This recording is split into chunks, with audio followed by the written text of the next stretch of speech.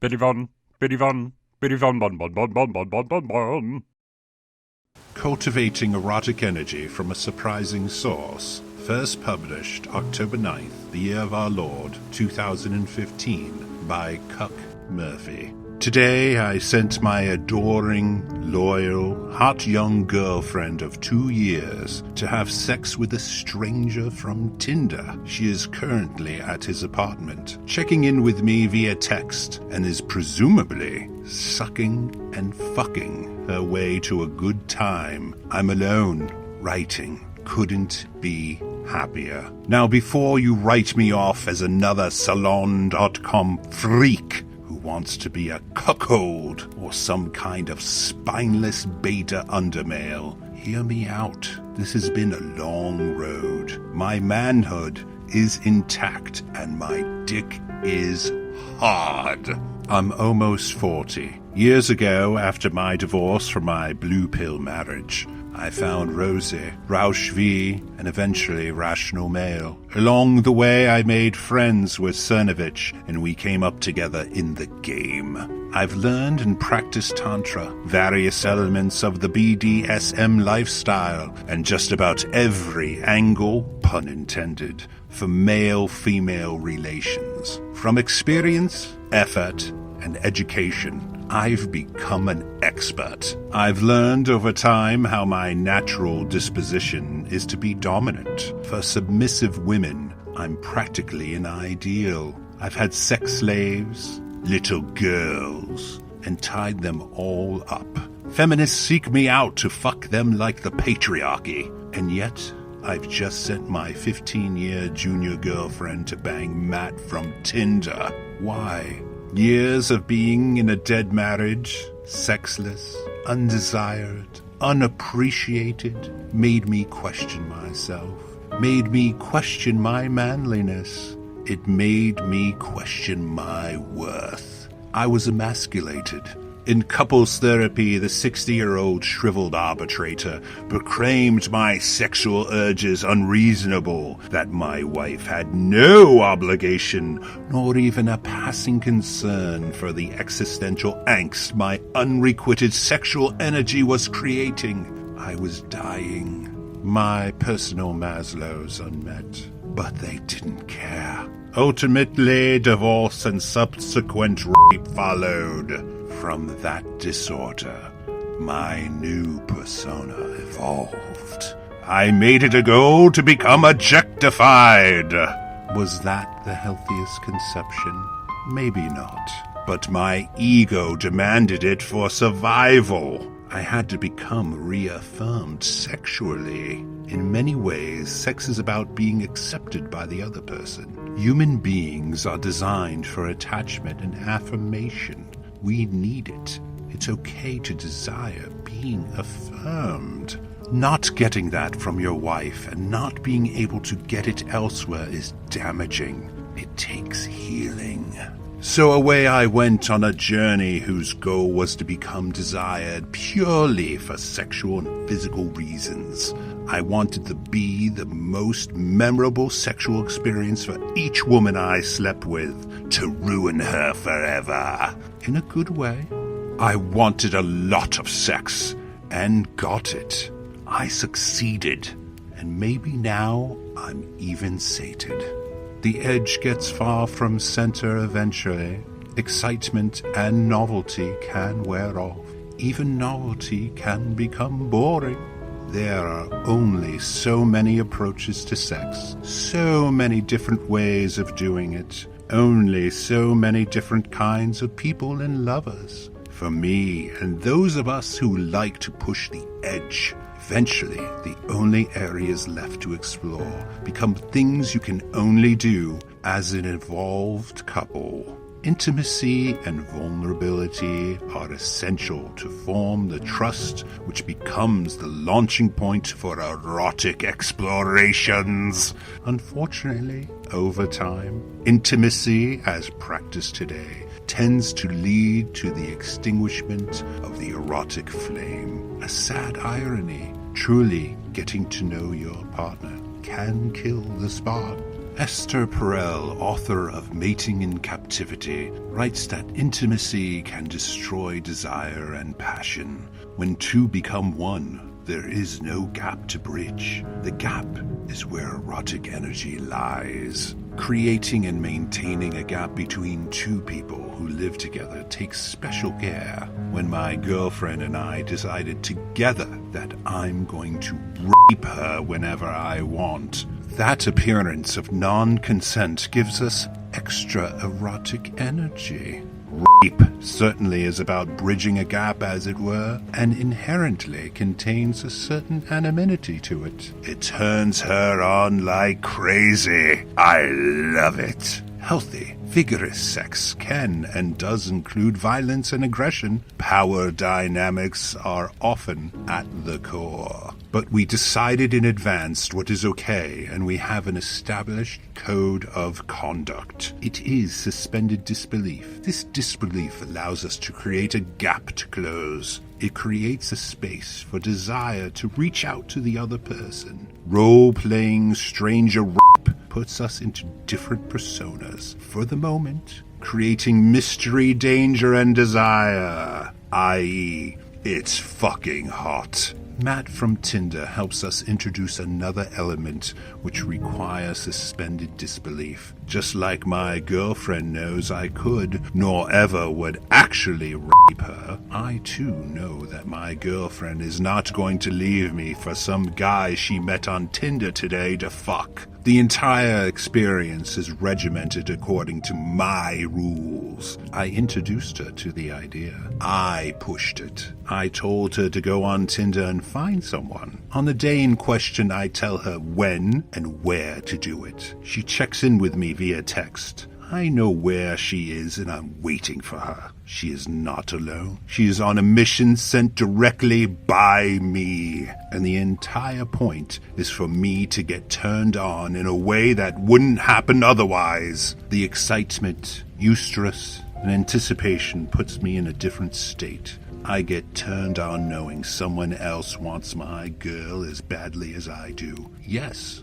I get turned on knowing she is fucking someone else. We've done it together where we've picked up a guy at a bar, took him home, and I watched them have sex. Or we've brought a guy from Craigslist over and I took pictures as he banged her. This time, I just sent her on her way and gave myself time to write and relax, knowing that exceptional sex awaits upon reunion. The time she spends with the other guy isn't really hers alone. It's ours. It's mine. It's her acting out my ideas. Her behavior is manifestation of my will. It is not incongruent with our dominant submissive relationship. As crazy as that may sound to some, when she was finished, she rushed back to me immediately, and we had the best sex ever, yet again, each time surpassing the last. New peaks 2 years into it. Putting ourselves into that situation creates a newer, crazier level of erotic energy that leads to even better and more powerful sexual experiences. Call it sperm wars. Fear of losing her or jealousy, all of it contrived by our own suspended disbelief. It leads to an amping of our own sexual energy in a way I've not experienced anywhere else. Basically, I get to spend time writing and being alone, my preferred activity. And in return, I get hotter, more satisfying sex with a sexy young girl that I love. Our bodies are fickle creatures. I don't think love or lust is designed to do much more than to trick us into getting her pregnant. A temporary insanity cloaked in oxytocin and dopamine.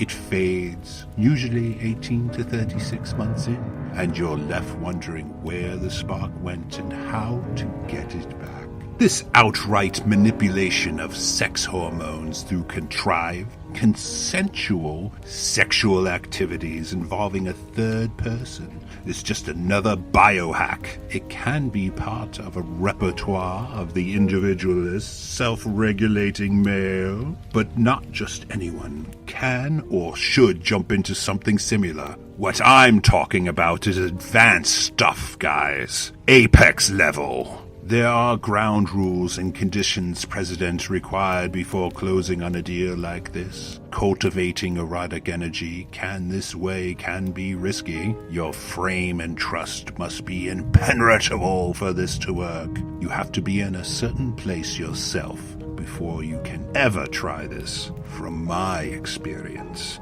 I've deconstructed what has worked, and here is how you do it. Learn game, get fit, raise your status. Before you attempt a match from Tinder scenario, you better already be at the top of your game. Follow everything Mike tells you to do at Danger and Play first. Once you've mastered yourself, then you can master advanced shit like this. Take baby steps. Go through all the other stuff first. This is for when you're sated. This for when you've already experimented with BDSM, Tantra, or whatever else gets you going. Extinguish the thrill of novelty first. Have threesomes with other women. Have girls on the side. When that energy ebbs, when you find yourself wanting to work more than even talk to other girls, much less put in the energy to fuck them, then start to consider something like I'm suggesting. You actually get an erotic charge from doing nothing. Highly efficient. The day after nights like this, I am usually creatively supercharged. You must be dominant and she submissive. If your natural disposition is to be submissive, you have already lost the fight. Go back to step one. You must be dominant in your personality and relationship, so much so that you and she acknowledge it, and she embraces her submissive nature to enhance your own dominant one. You must trust her. Trust is another word for being able to predict someone's behavior. Trust encompasses knowing your girl's position in life,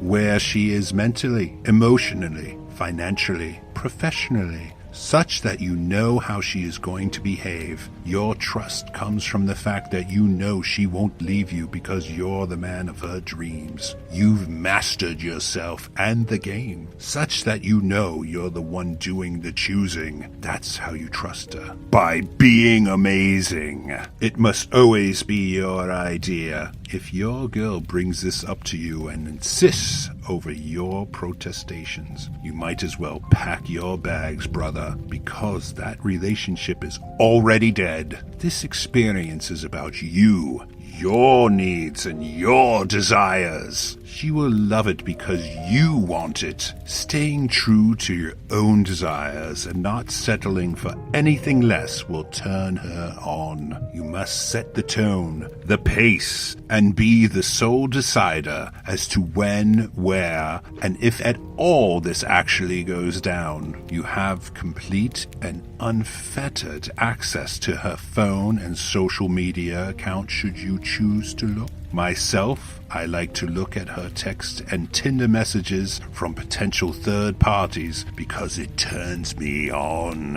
I use that sexual energy and turn it right back around on her. Bottom line, you must be in control 100%. Have her fuck a young guy. Assuming you're in a relationship with a younger woman, as you should be, you should have her bang a young guy on the side. This way, she really will only see him as a physical fling rather than a potential competitor for her loyalty. Your status, maturity, and vastly superior world knowledge will keep you secure. Have fun. Check in with yourself. Make sure you're enjoying it. If you are distressed, actually insecure or feel like you're compromising yourself, do not engage. Go back to step 1 and start over. This is meant to enhance your life, make you more vigorous, and hack your hormonal environment. If it's not lifting you up,